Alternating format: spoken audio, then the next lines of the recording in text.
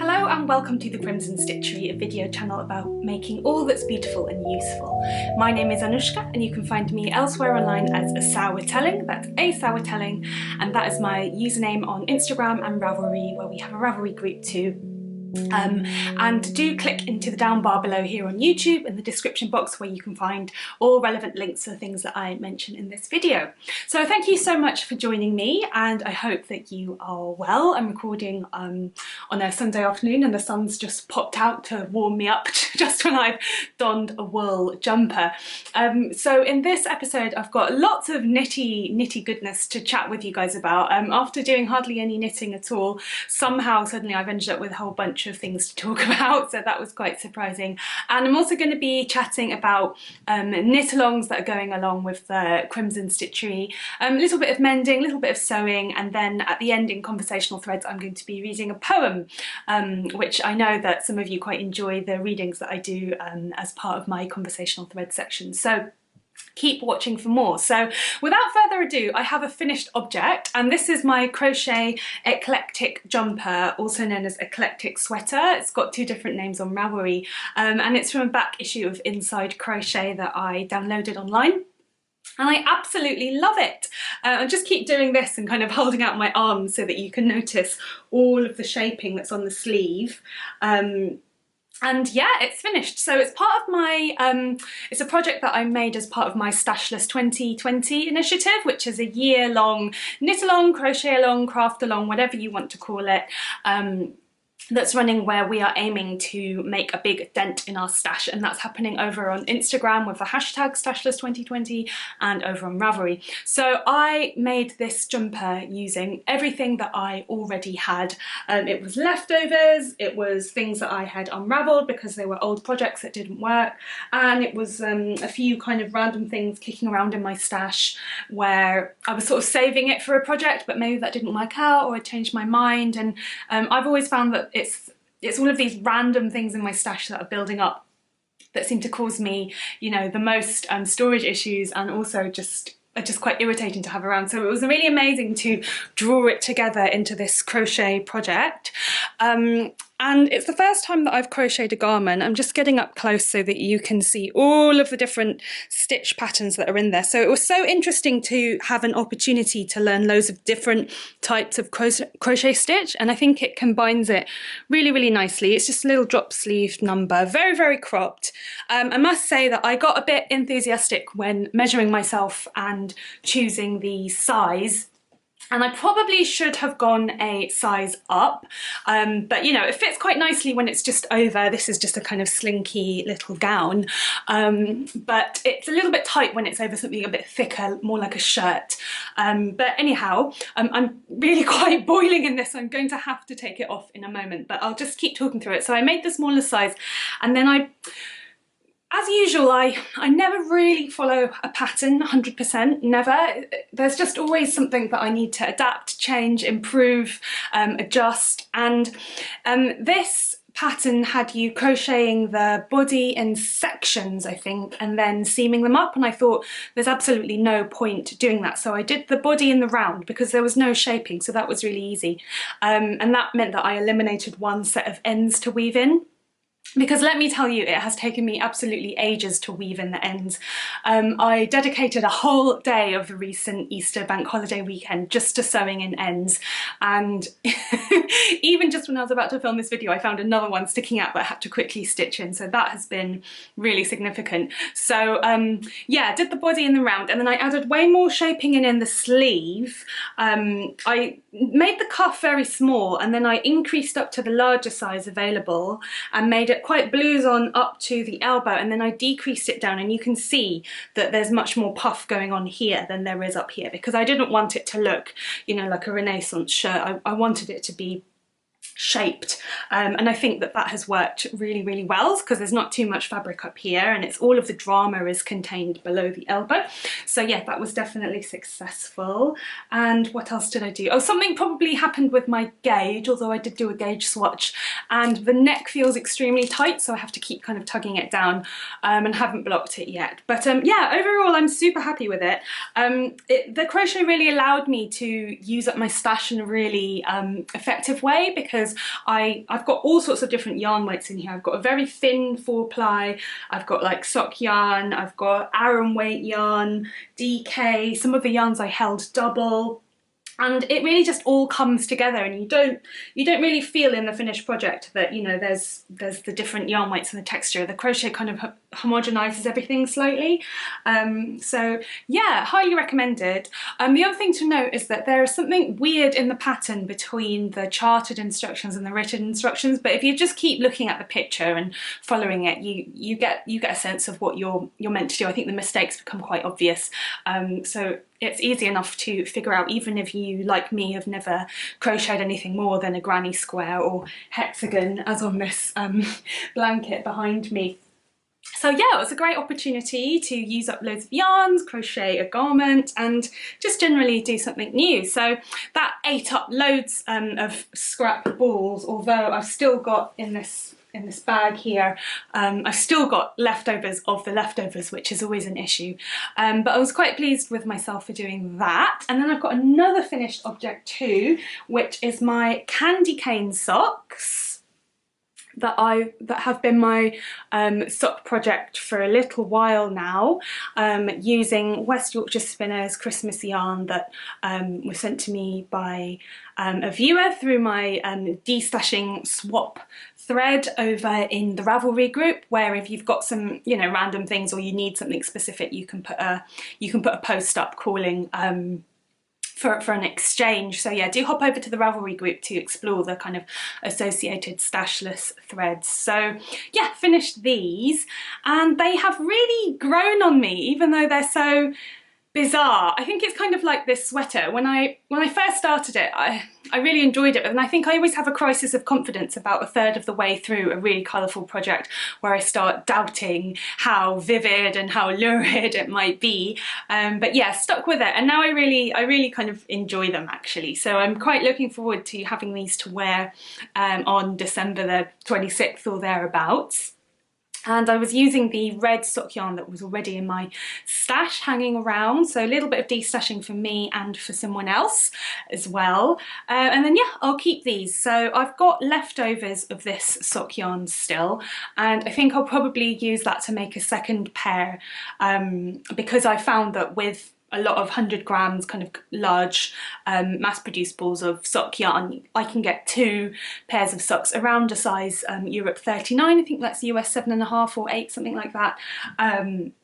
If I do all of this kind of contrast business, and also if I knit quite a short ankle, and if I make the cuff longer and the contrast ribbing, you know, I can save some yarn and kind of shift it around there. So yeah, I think I'm going to make a second pair of Christmas socks at some point later on in the year as a gift.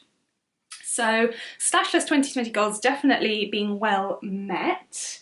And then that brings me nicely to the next knit along idea that I've had is, would anybody like to join me on doing a Crimson sock knit along, Crimson sock cal, starting possibly from May, maybe from the middle of May, and knitting kind of socks across the early to the late summer, maybe into the autumn period.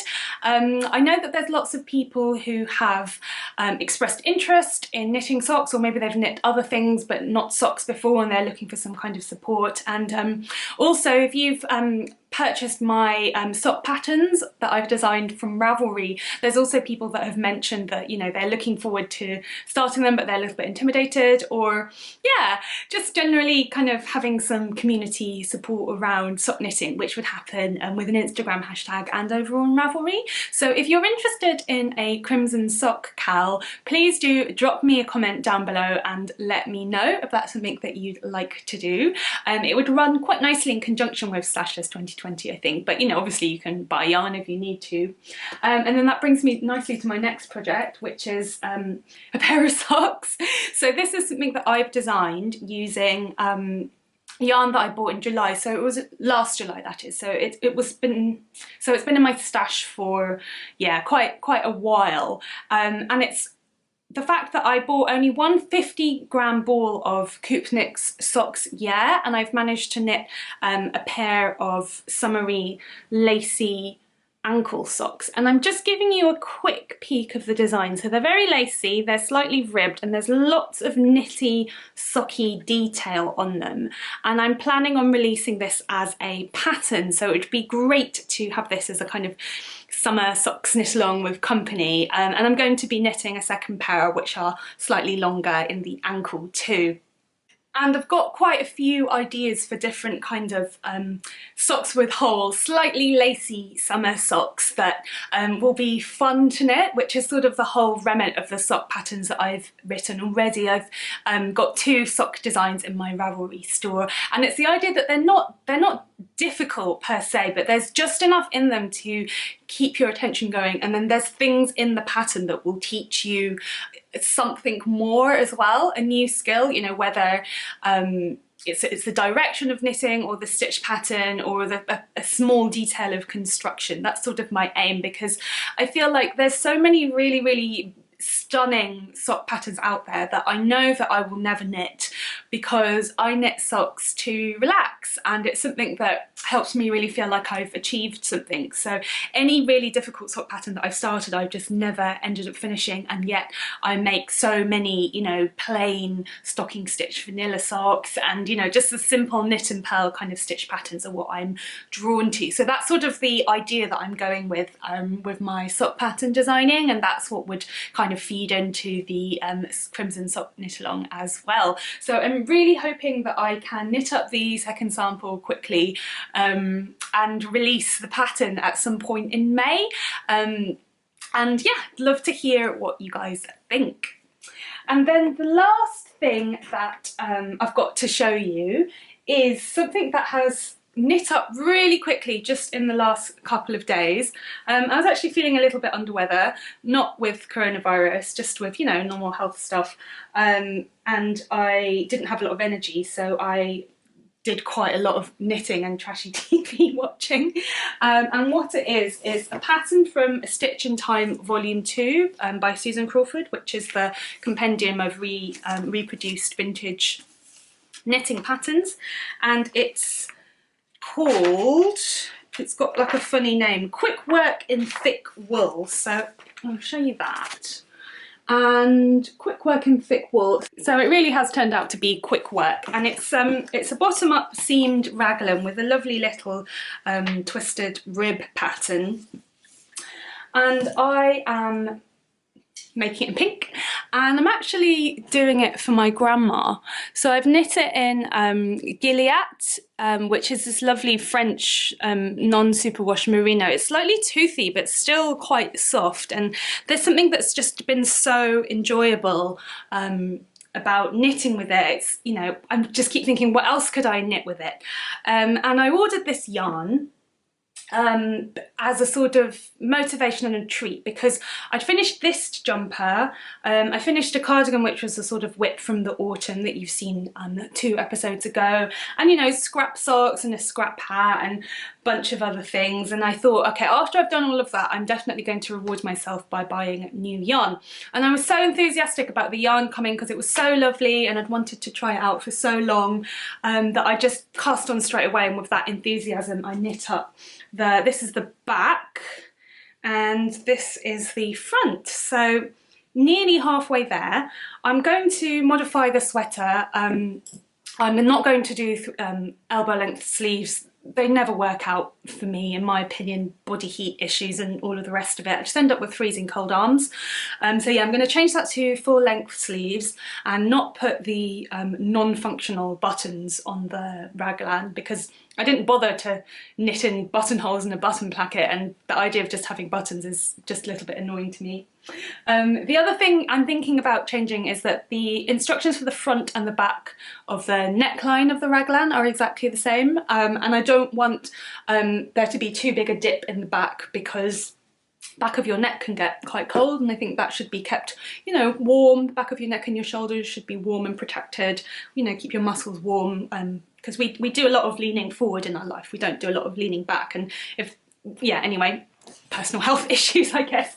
But yeah, so I'm wondering about adding in short rows to raise up the back of the neck, because the raglan ends with live stitches, and then you knit, rather than picking up and knitting a neckband, you just join up the individual live stitches into a neckband. I guess that keeps it nice and stretchy, but as it is, so this is the front, it's coming up pretty high already. So sort of, I guess it'll get stretched out a little bit, but I don't want to strangle my grandma. Did I mention that? This is for my grandma. So yeah, I'm not sure whether I'll need to raise the back up a lot, or if I'll need to undo the front a little bit and then kind of change the short row so that it's dipped in the middle and then comes up. It's always really annoying when necklines don't involve shaping. It's quite an important part of your body. I mean, like even this one doesn't have enough shaping really, and I'm a little bit strangled, but I didn't want to undo it after I'd done it and all of the rest of it, just laziness. So yeah, some thought needs to be added to that, and that's really why I always end up fudging and changing patterns all the time. And really, you know, I keep saying to myself I should stop following patterns, because I always end up changing them so much that I might as well just write a pattern and then, you know, design something and write it myself. But I don't know, I'm kind of edging closer and closer to that process. I'm now sitting on a pile of books behind me. So anyway, what was I saying? So yeah, my grandma's birthday is not till August, and she's been pretty much, well, begging / nagging me to knit her a jumper for the longest time, to the point where every time, you know, I turn up in something that I've knitted for myself, whether that's a recent cast off or something that actually finished several years ago, she'll be like, oh, is that new? Are you doing my one next? So it was time. And the manner of kind of forcing myself to do lots of stuff with my stash and then rewarding myself with a new batch of yarn, it's been really successful, because, you know, the yarn has come in, I've knitted it, and then it's not going to sit around in stash, and that's really the approach that I want to be taking. So even though I can feel the desire to, like, you know, buy some more yarn and, you know, get some more of this and say I'm going to make something for myself, but I just need to take a step back and wait till I've finished something before I buy another batch of yarn. It's so tempting all the time, isn't it? And also I want to, you know, knit up a few more things that are in my stash before I then go and buy another new sweater load. So I've got a jumper that I'm unravelling. I'm not going to show it to you just because it's literally like a plate of blue spaghetti. It's horrible to look at, and it will make it worse just bringing it here. So just imagine a big tangled mess. So I'm unravelling a jumper that was really unsuccessful, and I'm going to keep the sleeves. This is the idea. They're just plain fitted stocking stitch sleeves. I'm going to keep the sleeves and knit a new body and then graft the old sleeves back on, because what's the point of making more work for myself than needs be? And from that I'm planning on doing something for my sister, so they'll be re-knitting something. I've still got my scrap hap project that I haven't touched since the last 2 weeks to do, and you know, my grandma's also asked for a hat because her list of demands knows no ends apparently. So there's definitely a few things to be getting on with. Obviously I've got a couple of sweater quantities for me left over in my stash still. Yeah, there's still stuff to do, but the desire to buy yarn is difficult to resist, especially when you enjoy being active in the knitting community, and part of being active in the knitting community seems to revolve around displaying yarn that you have acquired, you know, for want of a better term. But sort of forcing myself, you know, quite strictly to take a step back has definitely been a very creative thing to do, because I wouldn't have forced myself to, you know, combine so many different yarn weights into this sweater that I absolutely love. Had I not done that, you know, I wouldn't have learned so many new crochet stitches and just discovered new skills. So it's definitely worth doing, and I'd love to know how you guys are getting on with your Stashless 2020 endeavours. Leave me a comment down below, or join in the Ravelry thread or Instagram if those are your preferred modes of communication. So yes, and then while we're on the topic of Susan Crawford, because she's the, you know, creator of this book, last year I started the Vintage Shetland Spring Cal. which was meant to last 6 months, but it then got extended because in this book, a lot of the projects are quite complicated with tiny, minute gauges, and it was just taking people a really long time to complete their projects. Now I chose to knit something which wasn't in Shetland colourwork, and it's this lovely lace effect. I think it's 1920s style jumper, I can't quite remember, called Jameson, and I modified the tunic, more modifications, to have bell sleeves. Yes, so I did that one and I finished it quite quickly, but honestly that was because it wasn't as difficult as some other people's projects. But I'd really like to wrap up this knit along and finish it off. So I'm going to be drawing a name from the people that have participated in the Ravelry thread. So if this is ringing any bells, please do go over and check on Ravelry. I did try to tag everybody who was already participating in the thread on Ravelry. So, you know, check your Ravelry inbox, or just go back into the past and check. Anyone who just puts a post in now just showing where you've got up to, whether you finished the project or whether you haven't, or whether you frogged it, you know, just providing an update now will be eligible for a prize. And I've actually had the prize for a year, and it's this lovely little hand-painted silk handkerchief that's Japanese, that yeah, I got from a lecturer in Japanese crafts, and it's really beautiful. So I'm donating this prize myself, and it's gorgeous. It's plain woven silk, and it's sort of very gauzy, and it's got these gorgeous painted orchids on it. So absolutely stunning little piece of cloth, either to have as a little hanky, or, you know, you could turn it into a cushion or a project bag or something like that. Up to you. So I've got this lovely prize, and I'd really like to send it to a winner. So a couple of people have done that, but I'm going to extend that till the end of April. So please do go and check through and enter. Because, you know, the thread was fairly active at one point, and it seems a shame that only 2 people are entering into the prize draw. So I would really like to close that up by the end of the month. Right, moving along, getting very warm. I've also done some mending. So I have mended my pincushion. Has anyone else got a pincushion like this? Because I would love to know when they became popular. It's definitely been for a while. Anyway, it's these sort of little Chinese babies holding on to a big ball. And, you know, sometimes you get like 2 smaller balls and 2 smaller babies. But what had happened is that the babies' heads had all come unstitched from the main ball. And I've had this pincushion for a really long time. At least I would say since 2010 or 11, so yeah, it's pretty old, and unfortunately one baby's head, it was too late, I wasn't quick enough, so I just went in and literally just stitched through every head into the ball with a big long thick needle. So that was that mend. It was something I've been putting off for ages, but it's really nice. I mentioned last time I've got my own desk in my flat now. I'm no longer sharing, so I do have a space where I can leave my sewing machine. It's quite a small table though, so I do have to pack my sewing stuff up still, but yeah, it's just nice to have a dedicated space to sew, to make time for little repair jobs like this. And also my haori. This is a jacket. It's a Japanese garment. It's from a vintage shop.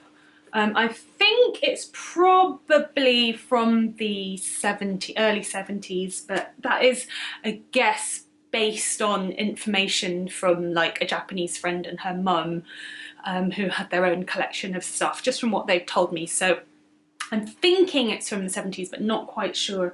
And a lot of Japanese garments are intended to be disassembled for laundering, so they're actually put together with quite loose tacking stitches that can be very easily undone, and that is what had happened for this. And there was all sorts of bits that were coming off. And I've had this garment since 2013, and it's one of my favourite garments to wear. I've worn it so much. I've attempted to launder it myself, both hand washing in cold water and getting it dry cleaned, and it never quite comes out right. It's this amazing woven silk crepe, and it's woven in this sort of wave pattern. Hopefully you can make that out. And what happens is every time it's laundered in any way, the crepe kind of shrinks up and then it kind of falls down again with a little bit of steaming and wear. But it's not in great condition because I've shown it so much love. Like, there's fading from sunlight, there's a lipstick stain, tea stains, champagne stains, I remember those. Yeah, but it's great, I love it, it's so comfortable. It's beautiful to wear, and the sleeves aren't too big, so it's not as impractical. I've got another haori jacket that is a vintage 60s one that was gifted to me by that Japanese friend and her mum from their collection, that has got much bigger sleeves. Maybe I'll wear it one time. And actually I wore it in my video that I filmed when I visited the Economic Botany Archives at Kew Gardens. That is that vintage 60s haori that I'm referring to. So I'll put a link on screen to that video because it's something that I'm really happy about. It's a really nice video that I made. But this one gets a lot more wear because it's more practical, I guess because it's grey as well, and it's not too girly. And then there's another area which I have never really known what to do with because the silk just wore away slightly, and so I've done a really terrible darn there because I didn't want to do a really tight darn because it had this patterned crepe. I had no idea how to fix it. It was a proper hole, don't know how it got there, so I just put a few stitches in it this time just to kind of try and hold it in place a little bit more until I know how better to mend it, just to stop it disintegrating even further. I've got a feeling it might have been something like a cigarette burn from someone else at some party because, like I said, I wore this a lot, especially when I used to go out much more in my youth when, not even pre-quarantine, just before I became a postgraduate student, which I've been for quite a while. I used to have to go to like a lot of work drinks a lot of the time, and this was a lovely thing to throw over the top and kind of take yourself up a notch. So yeah, now I've said that, I think it's probably quite likely that it was cigarette burn because it was very circular and, you know, just kind of fabric was disappearing, lipstick. So I'm really pleased to have this back into circulation and have been wearing it quite a lot. So that was that mending. And yes, then the next thing is sewing. So I had a lovely bank holiday weekend where I just did crafting the whole time. Spent the whole day sewing in ends, did mending and did a lot of sewing. And what I worked on was, I don't know if you remember, but it would have been a couple of months ago now, I showed a pair of pyjama bottoms that I was making, and I finally got to doing a lot more work on the pyjama top. So put the sleeves in, that took ages because I had to ease them in really carefully, put in the collar, I had to draft a facing and sew that in. So did all of that, you know, finishing work and so on and so forth. Had to make up cuffs in contrast fabric. I'm not saying too much about this because I'm going to do it as more of a finished object thing, hopefully next video. But basically what I need to put in the buttons and buttonholes. That's the last thing to do, and then it will be done. So yeah, just mentioning that because I spent so much time on it.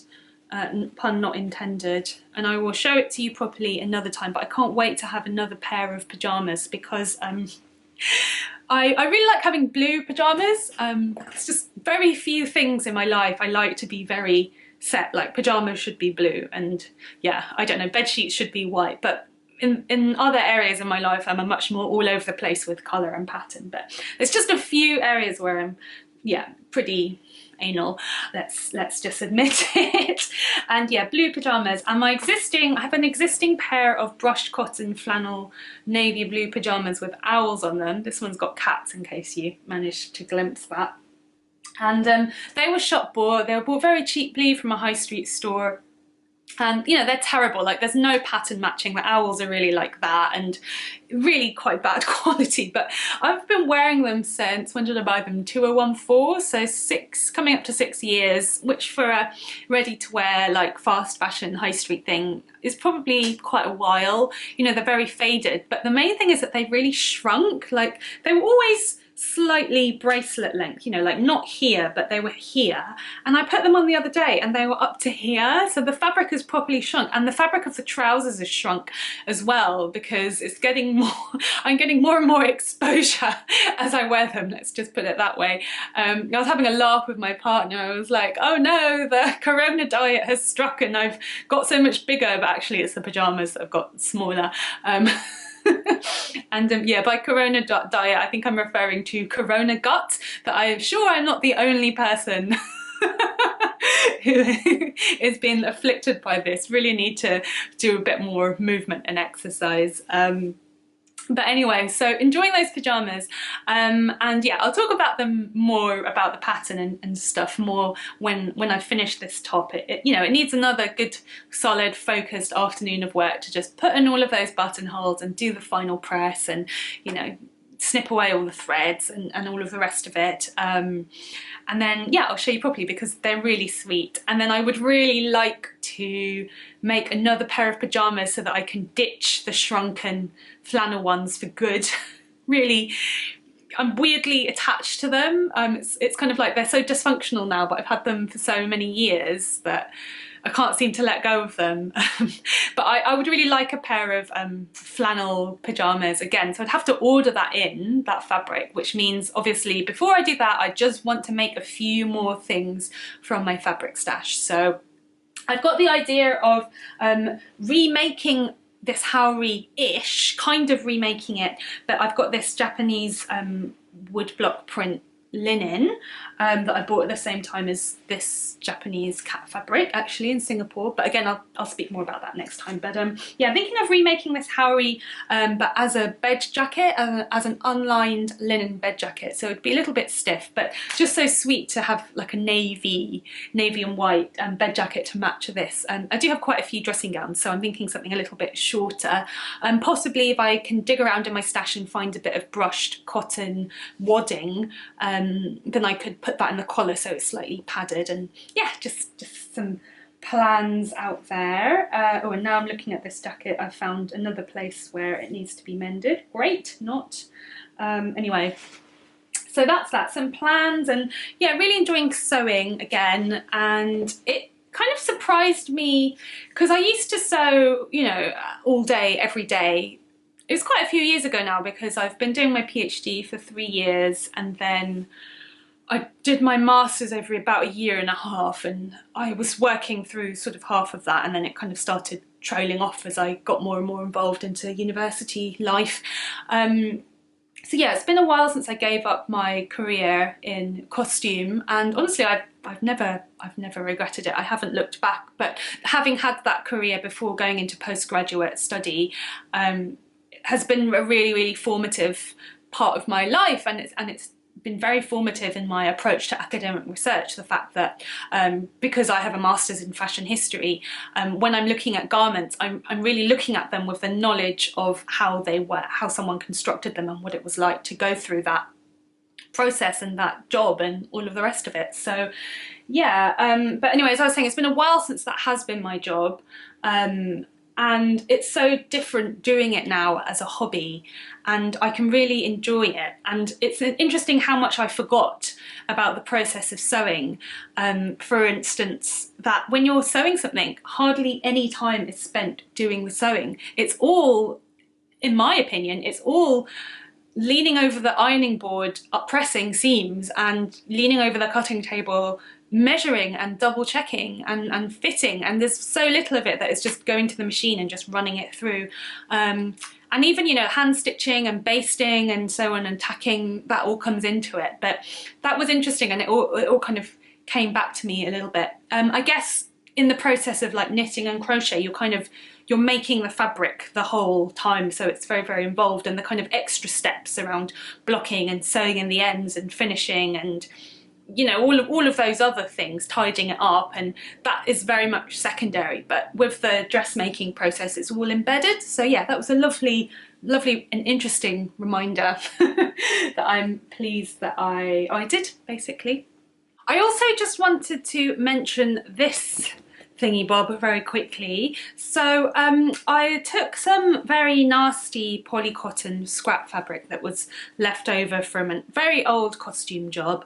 I still had kicking around because I thought it was going to be helpful, and I sewed it up into a square shape, you know, just with a fold at the bottom. Just tried to cut out the most decent sized squares that I could in the fabric that was available to me, because it was from what's called as cabbage, technical term, which is the weirdly shaped leftovers after you've cut out a large piece of cloth for dressmaking purposes.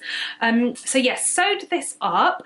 At the top it's the selvage, so it's pretty rough and ready, and just left a gap in the middle. Left a gap in the middle there, so those ends are sewn up. And what I've been doing is I've kept it on the floor next to my sewing spot, and I just throw in scraps. So here are scrap threads, here's some more cabbage, really tiny thin bit of cabbage.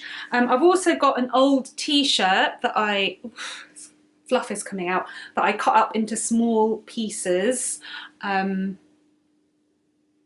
There for you. Ooh, they're all over the floor, so I'll just put them back. So yeah, that's going in as cushion filling. I've just been cutting them into quite small pieces so that they, I guess I had the idea that they would trap some air and maybe be a bit softer, but it is a fairly firm cushion. But I think that's okay, because, you know, it could be the cushion that's at the back of the pile, being nice and solid for a backrest, as opposed to the like much more soft and spongy cushions that have got, you know, that synthetic spun fluffy toy filling stuff. I'm sure you know what I mean. So yes, or feathers, I guess. But feather cushions can be quite firm as well, actually. And what I've also got is a jar of yarn scraps that, now I've done all of the ends of this jumper up, is a really full jar. So I'm now literally stuffing the cushion with this, and old yarn is a brilliant cushion stuffer, cushion filler. It's definitely really good choice, better than old t-shirts, but old t-shirts are good for sort of the larger filling material, because that is just so soft, that handful of ends, you can see it's just bouncy and soft, and yeah, that's going to make great cushion filling. So this is my suggestion to you. And if you don't have a sewing machine, if you're not a sewer, you know, you can do it by hand. You can just have a needle and thread. You could take an old t-shirt or vest and just stitch down the sides. And I think the main thing is to have this actual shaped cushion pad pillowcase thing there ready to go, so that you keep putting the scraps in it, because otherwise if you just amass all of the scraps into a big pile, then you look like a crazy hoarding person, right? So if it's in the pillowcase, you know that, you know, it's going to get filled up and it's going to become something, and I think it motivates one to do it. So yeah, I'll just fluff up what's inside there, and yeah, I think that that's actually going to take quite a while to get filled up. But if you're doing scrap projects anyway, or if you're going through a yarn stash and you just find stuff that is genuinely very horrible, you know, to the point where you wouldn't even want to give it away to anyone else because it wouldn't be a present, it would be a curse, I think that's definitely a great option for a pillow filler. And then at some point I'm going to knit a cushion cover as well. I think I'm going to do a knitter's log cabin thing, so that it's square and also use up more scraps. And then if you do knit or crochet, you know, the cushion cover will be very spongy and soft as well. So I think that will be good, even though the actual filler is fairly firm. So yeah, just got that kicking around. Just a quick notice, last time I put a call out for people to do a test knit for me, so thank you very much for the people who signed up. I've decided to create a general newsletter for test knitting, so if you're interested in, or willing, you know, or just curious about doing some test knitting for the Crimson Stitchery's knitting design projects, do feel free to sign up there below. It's fairly unlikely that I will need test test knitters for sock patterns. It's more going to be for larger projects like the shawls, the blankets, and I do have garment ideas in my head. It's just about time, you know. I've come to accept that I just can't do everything, and I'm definitely trying to do too many things still. So yeah, anyway, if you're interested, but just be aware that it will probably be larger projects that I will seek to have a kind of collaborative test knitting experience, which is voluntary, I'll just add. So yeah, now the last section is conversational threads, and I'm going to do a poem reading. And it is a poem by Dylan Thomas. It's not dated, but it's called In My Craft or Sullen Art. In my craft or sullen art, exercised in the still night, when only the moon rages and the lovers lie abed, with all their griefs in their arms, I labour by singing light. Not for ambition or bread or the strut and trade of charms on the ivory stages, but for the common wages of their most secret heart. Not for the proud man apart from the raging moon I write on these spindrift pages, nor for the towering dead with their nightingales and psalms, but for the lovers, their arms round the griefs of the ages who pay no praise or wages, nor heed my craft or art. Dylan Thomas. So I picked this poem to read to you because it had some really lovely imagery in it, and it's the idea of writing poetry, well, the purpose of writing poetry and the idea of writing love poetry for the lovers. But of course, as a lover, you're too enmeshed in that state of mind to care about the sleepless poet writing by candlelight about and for you. And it's the idea of that poet knowing that there's that kind of contradiction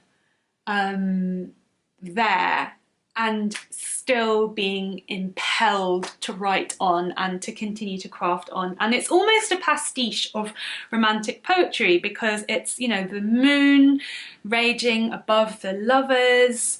It's the idea of love and grief and passion, and also, you know, not for ambition or bread or the strut and trade of charms on the ivory stages. Ivory stages will, you know, obviously it's evoking ivory towers and the sort of elitism, you know, not for fame and not for glory, but for the common wages of their most secret heart, but for the smaller glories and the smaller appreciations, or maybe not appreciation at all, but the idea that you're doing it for something that is fairly fundamental, let's say, or intrinsic is probably a better word for it. And yeah, it's sort of playing with the pastiche of romantic poetry. There's nightingales singing, there's what else is there? There's grief, there's no praise, there's no wages for the poetry, and yet he's doing it anyway. So it's sort of taking something that is a cliche and writing around it and turning it into the project of writing. And also he refers to it as a craft or art. In my craft or sullen art is the title and the first line of the poem. And I love that, you know, and he uses the word exercised in the still night. And I love that because that is craft. Craft is technique and skill that you have to practice and exercise. And it's also art, but it's sullen art. It's moody, it's dispirited. And there's definitely an element of writing, you know, whatever kind of writing it is that you're doing. At the moment I do academic writing, obviously for my PhD thesis, and I do reflective writing.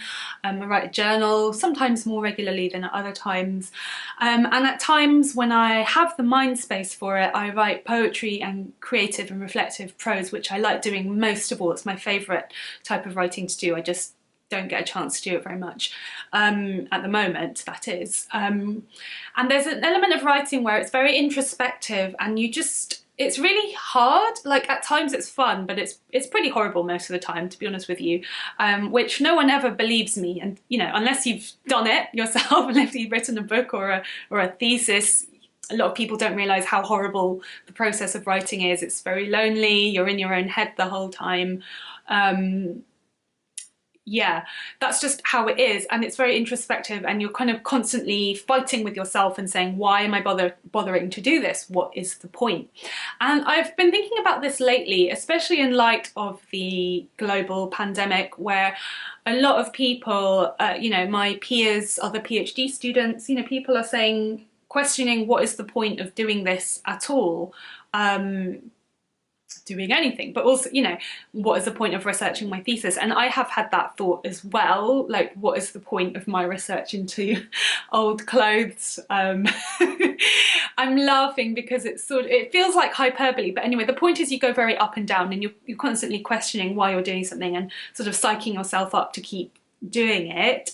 I'm not trying to complain, I'm just trying to say how it is. And I thought it was interesting, you know, is it like that in other disciplines and other crafts? Because I don't think that it is. You know, I play the piano, I've done that for a long time, longer than I've been knitting and sewing, and you know, been playing music almost as long as I've been reading, for example. And when it comes to something like playing music, I never question what's the point. You know, I never say, well, I was never going to be a concert pianist. That was never in my life. So what's the point of playing Bach at all? Like, never. That just doesn't come into it. It's just something that you do and you have to do and you continue doing. And I appreciate that a lot of people who learn music in their childhood don't carry on doing it into their adulthood. And again, you know, I have phases where I play for 3 hours a day, and other phases where it's very difficult to do anything at all, but you persevere for the sake of it. So anyway, the reason why I liked this poem was the way that it used lots of cliche to then play around the whole idea of what is the purpose of doing it. And it's just the fact that you have to do it because it's what you do. At some point you've committed to a craft, and it is bringing people joy as much as it is, you know, if you're a good writer or whatever, but it is for other people, but also it's a lot for yourself, and I think you have to acknowledge that. And I think a lot of that is coming into the other crafts and arts that we are practicing, you know, my viewers, myself, in terms of the textile crafts. And it's sort of thinking about making that I've been having for quite a while. You know, why am I still doing this when there's so many textiles and garments in the world? You know, what is my need to keep producing? And there's something in wanting to do it because it's just part of your life, and maybe you find kind of justifications outside, but actually they all become irrelevant because you're doing it because it's what you want to do. And I felt like that idea was very well captured in the poem, that I found quite unexpectedly. And I loved the use of, you know, in my craft or sullen art. And I liked the fact that it was about the passion for writing and capturing poetry and capturing love, but he called it a sullen art. You know, it didn't overly glamorize it in any way. And you know, obviously there's all of these psychological studies and this, that and the other about the benefits of crafts, and I think most hobbies that have you making movements are going to make you feel better. And for me, that's why writing doesn't make me feel better. And when I'm writing, I'm very, very still. But at a certain point, I think we need to embrace the things that we are doing, that we are making, and push ourselves within them just to keep doing them, because they are worthwhile doing, because we've already committed to them by starting. So that's it from me today. I hope that you've enjoyed this video. And also I just want to give a massive thank you to everybody who has recently supported the channel by buying one of my patterns on Ravelry or by buying me a coffee over on Ko-fi.com. I appreciate that so much, and just the kindness and generosity. I'm going to be honest with you, my income, like many other people out there, has taken a dip, has taken a hit from the lockdown restrictions. So just, you know, having that coming in has made a massive difference. So I always really struggle to just say thank you, because it's kind of an emotional thing that people that I've never met in person are willing to, you know, believe in me and like invest in the channel and invest in the brand, if that's what you want to call it. But anyway, I'm just trying to say a massive thank you to everybody for your support. And if you would like to support this channel financially, the links to my Ravelry pattern store and my coffee are in the down bar below. But yes, if you've enjoyed this video, do give me a thumbs up and hit subscribe. I'm really excited that we are approaching 4,000 subscribers, which is so exciting. And yeah, just drop me a comment and keep an eye out for new videos coming every Wednesday to the Crimson Stitchery. Take care, I hope you're well, bye bye.